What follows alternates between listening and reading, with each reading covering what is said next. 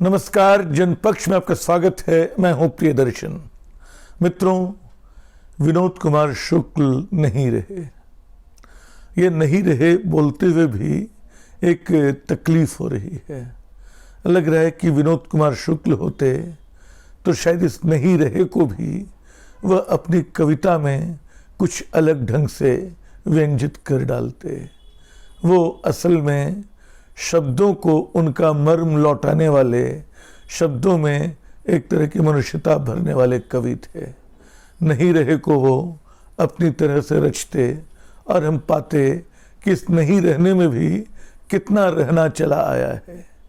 असल में यही चीज़ है जो विनोद कुमार शुक्ल के काव्य संसार को हमारे लिए बहुत बड़ा बनाती थी।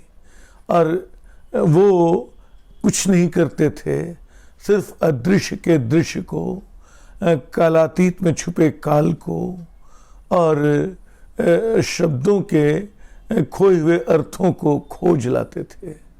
वो बिल्कुल समभाव से जैसे कहीं टिक कर जो अदेखा है उस दृश्य को देख लेते, टकटकी बांध कर उस चांद को देखते, शायद वहाँ नहीं है।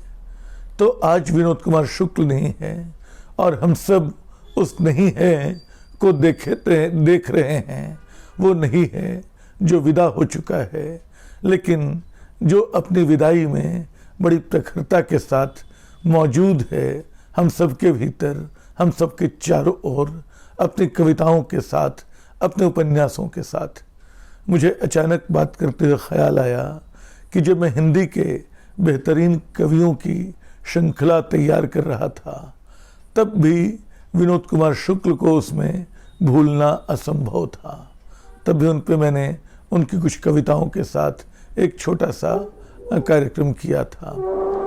जब मैं बेहतरीन उपन्यासकारों की बात कर रहा था, तब भी मुझे लगा कि इसमें नौकर की कमीज और दीवार में खिड़की रहती थी कि लेखक को कैसे छोड़ा जा सकता है। तो विनोद कुमार शुक्ल जो हिंदी को बिल्कुल अलग ढंग से, और हिंदी से मेरा मतलब भाषा से है, व्याकरण से नहीं, उस भाषा को बिल्कुल अलग ढंग से बरतते हुए जीवन को कुछ नई तरह से देखने का अवसर हमारे लिए सुलभ कर जाते थे, वो अब नहीं हैं। और फिर मैं इस नहीं है पे ठिठका हुआ हूँ कि उनके नहीं रहने से कितनी सारी बातें अचानक प्रकट हो गई हैं, कितने सारे दोहराए जा रहे शब्द, कितनी सारी दोहराई जा रही कविताएं। वो कविता की वे मेरे घर नहीं आएंगे, मैं उनसे मिलने चला जाऊंगा। आज पता नहीं कितने पाठक, कितने लेखक, कितने प्रशंसक उसको उद्धृत कर रहे हैं। दीवार में एक खिड़की रहती थी जब मैं पढ़ रहा था, या उसके पहले नौकर की कमीज जब मैं पढ़ रहा था, तो मैं सोच रहा था कि इन किताबों में ऐसा क्या है कि मैं इनमें बहुत दिलचस्प कथा सूत्र न होते हुए भी इनको छोड़ नहीं पा रहा हूँ। ये सच है कि विनोद कुमार शुक्ल बहुत गप्पी किस्म के किस्सा गो नहीं थे। उनकी कहानियाँ क्या होगा के विस्मय से भरी हुई नहीं थी, बल्कि उनके उपन्यासों में जो हुआ उसका विस्मय कमाल के ढंग से दिखता था। यानी वो हर चीज़ को, हर मामूलीपन को एक आभा से भर देते थे। मतलब दाढ़ी बनाना भी उनके यहाँ, पत्नी से बात करना भी, सब्जी लाना भी, घर से बाहर निकलना भी। घर से बाहर निकलना उनको इसलिए अच्छा लगता है कि लौटने के लिए एक घर है। ये ख्याल ही कि एक घर है जिसमें हमारा अस्तित्व है, जिसमें हमारी सारी क्रियाएं हैं, जिसके लिए हम सब्जी लाते हैं, जहाँ हमारे सोने लेटने की जगह है, जहाँ पत्नी एक कोने में कपड़े बदलती है। तो ये सारा जो कार्य व्यापार जीवन का है, जो अमूमन अनदेखा गुजर जाता है, उसको विनोद कुमार शुक्ल इतनी तल्लीनता से, इतनी सूक्ष्मता से, इतने स्नेह और इतनी सरसता से देखते थे कि जीवन जैसे एक नई आभा से, उसकी साधारणता जैसे एक नई आभा से दीप्त होकर हमारे सामने खुलने लगती थी। तो विनोद कुमार शुक्ल असल में अपने उपन्यासों में भी कवि थे वो कहानियाँ नहीं सुनाते थे, वो जिए हुए अनुभवों को हमारे सामने फैला देते थे। हम उस फैलते हुए को, ये मैं जब बातचीत कर रहा हूँ तो लग रहा है कि विनोद कुमार शुक्ल की भाषा मेरी भाषा पे हावी हो गई है, और मैं काल में जो कालातीत है, क्षण में जो क्षणातीत है, उसको विनोद कुमार शुक्ल के अंदाज में पकड़ने की कुछ नाकाम कोशिश कर रहा हूँ। दोस्तों, कुछ कविताएं साझा हम कर सकते हैं जिससे समझ में आता है कि वो किस तरह के क्यों एक इतने बड़े कवि थे। एक कविता जो लगातार पिछले दिनों साझा की जाती रही, जो उनके संग्रह अतिरिक्त नहीं की पहली कविता है, और बहुत अच्छी कविता है। वह कविता, उसका नाम है, शीर्षक है उसका हताशा। हताशा से एक व्यक्ति बैठ गया था, पूरा शीर्षक ये है, और कविता बहुत जानी पहचानी है। हताशा से एक व्यक्ति बैठ गया था, व्यक्ति को मैं नहीं जानता था, हताशा को जानता था। इसलिए मैं उस व्यक्ति के पास गया, मैंने हाथ बढ़ाया, मेरा हाथ पकड़कर वह खड़ा हुआ। वह मुझे नहीं जानता था, मेरे हाथ बढ़ाने को जानता था। हम दोनों साथ चले, दोनों एक दूसरे को नहीं जानते थे, साथ चलने को जानते थे। यह विलक्षण कविता है। दो अनजान लोग, दो अनजान दुनियाएं किस तरह आपस में मिलती हैं। मनुष्य होना, बिना जान पहचान के सिर्फ यह प्रतीति कि हम मनुष्य हैं, एक दूसरे का हाथ थाम सकते हैं, एक दूसरे के साथ चल सकते हैं, एक दूसरे की हताशा दूर कर सकते हैं, यह साथ चलना, यह उनकी कविता में ही संभव था, जो जीवन में भी हो सकता है। वो जिस बड़ी संभावना की ओर इशारा कर रहे थे। ऐसी बहुत सारी कविताएं उनकी हैं जो उनके काव्य व्यक्तित्व के, मैं यहाँ आलोचना या कविताओं की समीक्षा करने की न मन स्थिति में हूँ, न उसके लिए आपको तैयार करना चाहता हूँ। बस मैं याद करना चाहता हूँ उस कवि को जिसके बहुत सारे अंश, बहुत सारे टुकड़े, बहुत सारे किरचे कब चुपचाप आकर हम तमाम लोगों की आत्माओं में धंस गए हैं, हमें भी ठीक से उसका पता नहीं है। वो क्यों ऐसा है, क्यों वो इस तरह हमें प्रभावित करते हैं। एक दूसरी कविता शायद मैंने पहले भी सुनाई होगी, एक विशाल चट्टान के ऊपर। एक विशाल चट्टान के ऊपर एक चट्टान इस तरह रखी हुई है कि अभी अभी गिरने को है। अब देखिए विनोद कुमार शुक्ल को, यह अभी अभी गिरने को है, पुरातन है, यानी चट्टान उनको पता है, एहसास है कि कब से होगी। अभी अभी गिरने को है जैसे शाश्वत है, पर जो अभी अभी गिरने को है एक भविष्य है, पर जो अभी अभी गिरने को है कब से कभी नहीं गिर रहा है, और इसके नीचे से एक रास्ता जा रहा है। यह कितना नवीन है कि अभी अभी गिरने को है चट्टान की छाया में अभी एक चरवाहा आकर खड़ा हो गया है। उस चट्टान को ये नाम दे देते हैं, अभी अभी गिरने को है।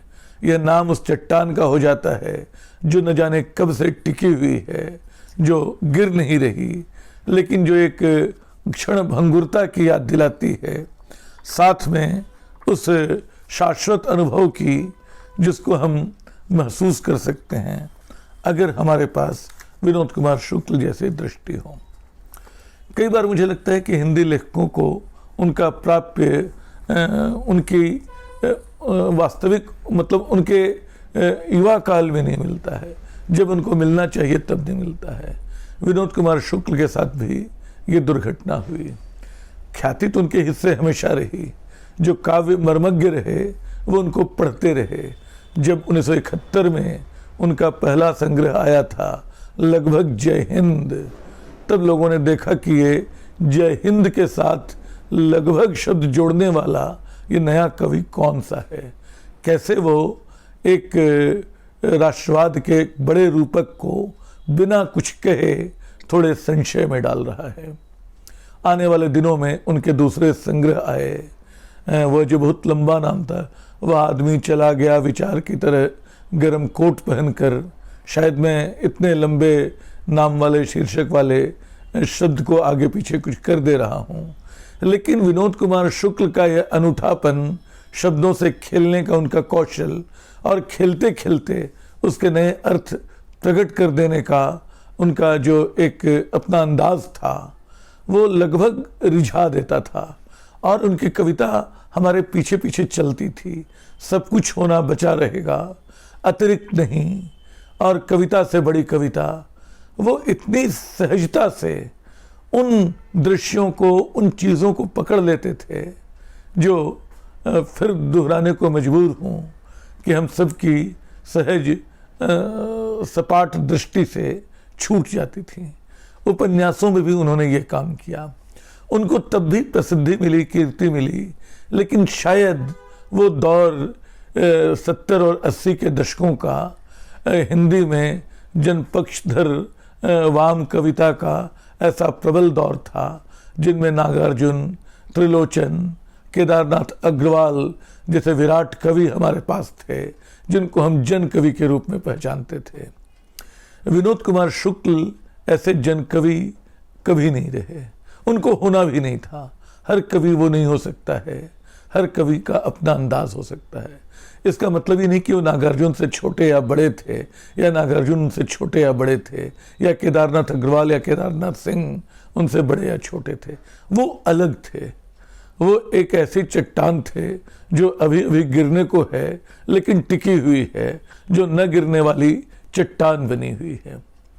बाद के वर्षों में, मतलब इसको एक सरलीकरण की तरह कई लोग पढ़ना चाहेंगे, वामपंथ और दक्षिण पंथ के बीच आती जाती दुनिया के सरलीकरण की तरह, मैं उसको उस तरह नहीं देख पाता हूँ। मैं देखता हूँ कि पुरानी दुनिया में भी, जब मैं पुरानी दुनिया की बात कर रहा हूँ तो शायद 90 के दशक के पहले की उस दुनिया की बात कर रहा हूँ, जब हमारे स्वप्न कुछ अलग होते थे, जब हमारा यथार्थ, हमारा जीवन कुछ अलग होता था। आज जो दुनिया है, उपभोग की मारी, विलासिता की मारी, बहुत सारे साधन जुटा लेने की दौड़ में लगी, और सिर्फ अच्छे पैसे वाली नौकरियों को अच्छी मानती और बहुत पैसा कमाने को अच्छा जीवन मानती। ये जो नई दुनिया है, इस नई दुनिया को भी अपने लिए कवि चाहिए था ऐसा, जो उसके भीतर के अंधेरे में रोशनी पैदा कर सके। और पुरानी दुनिया को भी वो कवि चाहिए था जो मनुष्यता के छूटे हुए मर्म को पहचान सके। तो अनायास हम पाते हैं कि जब विनोद कुमार शुक्ल 80 के पार के होते हैं, तो उनके नाम कई तरह की ख्याति चली जाती है। उनके उपन्यासों के अंग्रेजी में अनुवाद होते हैं, उनको पेन नबोको जैसा प्रतिष्ठित सम्मान मिलता है। वो करीब $50,000 का था, जो 41 लाख रुपए के आसपास का उन दिनों पड़ा था। उनको ज्ञानपीठ सम्मान मिलता है। और सबसे दिलचस्प, जो उनकी किताबों के बारे में कहा जाता था कि वो कम पढ़ी जाने वाली किताबें हैं, उनको बहुत धैर्य से पढ़ना पड़ता है। अचानक उनको बड़ी तादाद में पाठक मिलते हैं। बीच में एक रॉयल्टी विवाद चलता है, मैं उस विवाद को अभी नहीं जाना चाहता हूँ, लेकिन उसका एक असर ये होता है कि वो अपनी किताबें एक नए प्रकाशक, अपेक्षया नया, अब तो वो भी पुराने हो चुके, हालांकि खुद को नई हिंदी का मुखिया बताते हैं, नई हिंदी के प्रवक्ता बताते हैं, मानते हैं, हिंदी युग्म वाले। इस नई हिंदी वाले ने पुराने विनोद कुमार शुक्ल की दीवार में खिड़की रहती थी कि इतनी प्रतियां बेची, शायद 90,000 से ज़्यादा, कि 6 महीने के भीतर उनको 30 लाख रुपए की रॉयल्टी मिल गई। ये हिंदी के लिए एक अनूठा दृश्य था, अचरज में डालने वाला। और हिंदी में जो एक संदेहवादी दुनिया है, वो सब पे टूट पड़ी।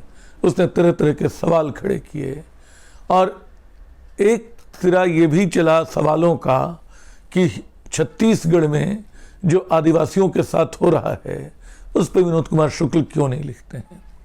दुर्भाग्य से ये सवाल उन लोगों ने पूछे हैं शायद जो उनकी कविता को गहराई से देखते नहीं रहे, उनमें, उन कविताओं में वह आदिवासी पीड़ा भी है, वो छत्तीसगढ़ का रुदन भी है, जो बहुत मध्यम, बहुत हल्की, बहुत भिंची भिंची आवाज़ में, जिसको सुनने के लिए थोड़ा सा कलेजा, थोड़ा सा दिल चाहिए, वहाँ है।